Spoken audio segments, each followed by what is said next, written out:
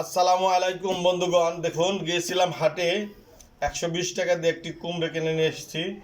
কুমড়োওয়ালার তো জানেনই কত রকম বক্তব্য দিয়ে আমাকে ধরিয়ে দিয়েছে, কিন্তু আমি এখন এই কুমড়োটাকে কাটবো, কিভাবে কাটবো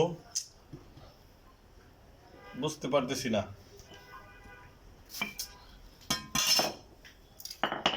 দেখুন সর্বশেষ সম্মতিক্রমে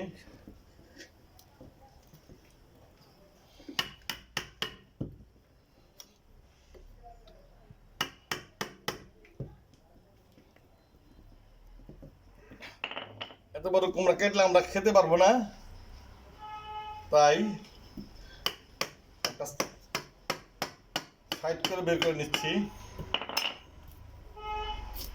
আপনারা দোয়া করবেন যে কুমড়াটা যেন ভালো হয়।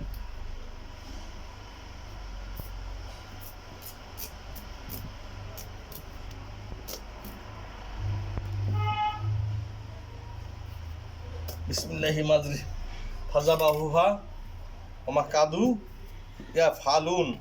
ফল কাটার দোয়া বলে